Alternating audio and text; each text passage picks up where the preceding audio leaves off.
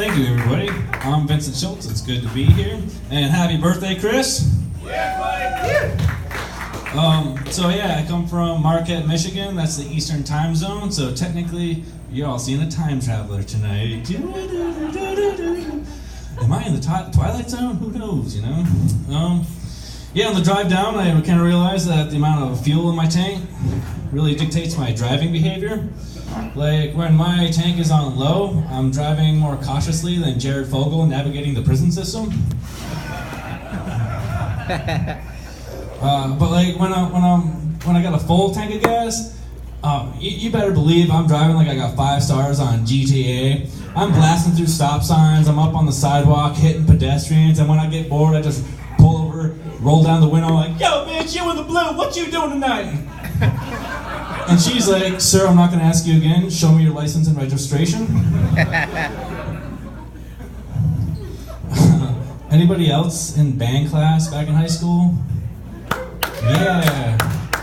I bet you played the trombone, you dirty son of a bitch, didn't you? I played the trumpet. Thank you.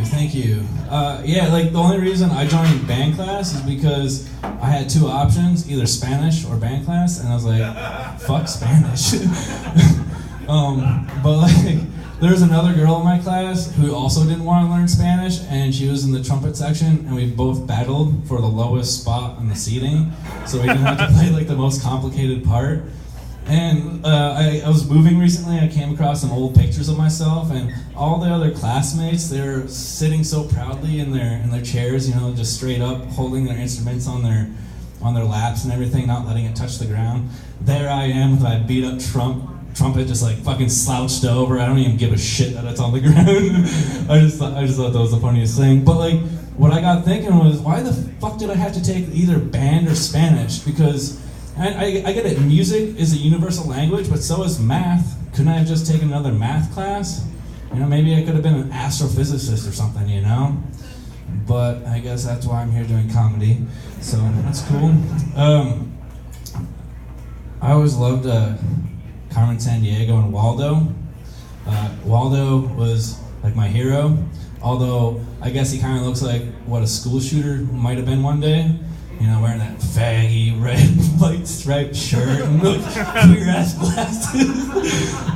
But like, I always thought he was cool, you know, you could find him in the books just like chilling in the most ridiculous spots, like a gladiator pit, 2 people are fighting and he's just like, "Hey, what up?" You know, or in an alligator pit, he's like, "Yo, I'm over here." But like, you guys realize there's more to find in those books than just Waldo. Like, if you look hard enough, there's collusion between Trump and the Russians.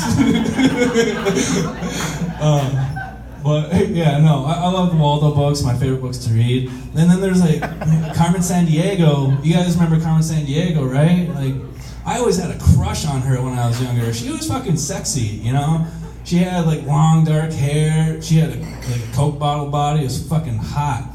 Like, I could never trust her as my girlfriend though, because let's be honest, she was slinking out in the middle of the night, you know, to who knows where, right? And who knows what she was wearing under that trench coat. So I was like through with her before I even started. But like, I always thought, how cool would it have been if Carmen Sandiego and Waldo had a baby? You know, that would have been the hardest kid to fucking find, right? They could have named it Amber Alert Adam or something. Imagine Waldo's reaction though if that baby came out half black. Like, "Where in the world were you, Carmen Sandiego?" You know? Alright, that's the catchphrase from that fucking game. God damn it, people.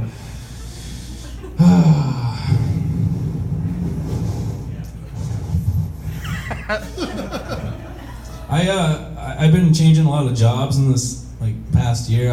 I was I'm just gonna give you the short story of it.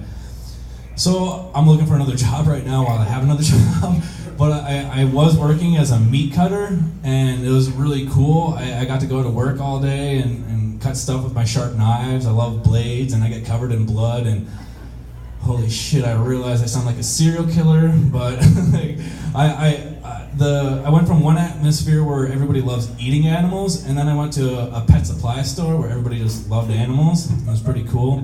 And I got to find out things about some of my customer base. Like, does anybody own a horse here or have friends who own horses? They're called equestrians, I guess.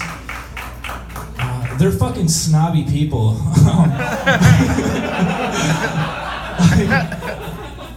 Don't get me wrong, I'm a nice guy, and when I was done with the transaction, more often than not, I was like, well, thank you very much, have a great day. And the response I usually got was just,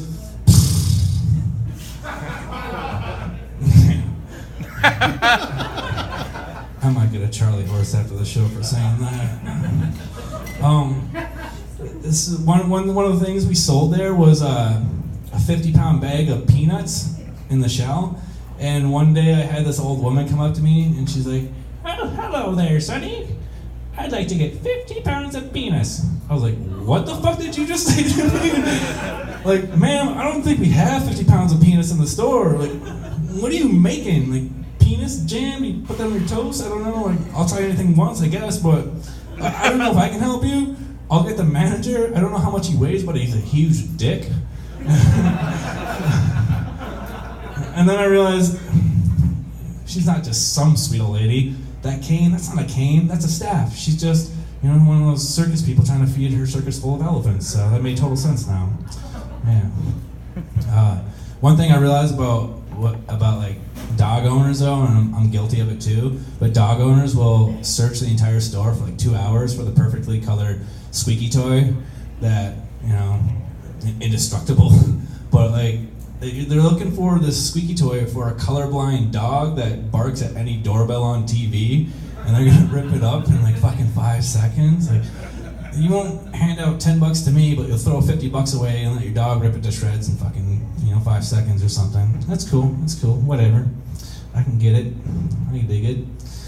One thing I've noticed though, and you guys need to start looking up on this shit, is the amount of catnip they have. There's like more strains of catnip on the shelf than there are medical marijuana. And like all the names are just as great. You got your Cosmic Bliss, there's a Kitty Herb, Cat Grass, Pure Bliss, Cat's Meow, Grab Life by the Pussy, Lab Rat, Cat Hit the Fan, Cambodian Kitty Gold, Meow Joanna. They got that purple pussy, that pussy galore, OG Kitty Kush.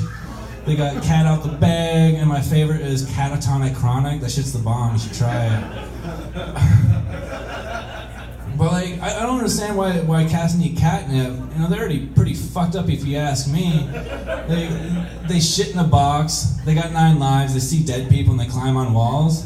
And then one of us had the great idea to give it some drugs, and the next thing you know, they're dragging in half the neighbor's golden retriever. I was like, why can't I smoke drugs and have a good time? I don't see dead people. I don't climb on walls. I don't have 9 lives. I don't always shit in a box. Why can't I smoke weed? No. It's cool. I have this dead cat in the neighborhood. He's been there for quite some time now. Ironically, at the stop sign too, so every time you stop, you see it. And nobody's like picked it up or anything. So I thought I'd take a picture of it and make a found poster. And I got a couple hits. And I got a call from this woman, and she's like, "Excuse me, I think you might have found my cat, Fluffy." And I was like, "I'm sorry, ma'am. Clearly, this is Flatty."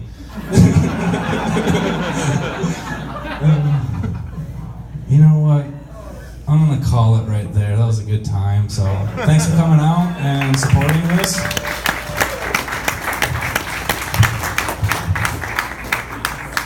Keep it going for Vincent.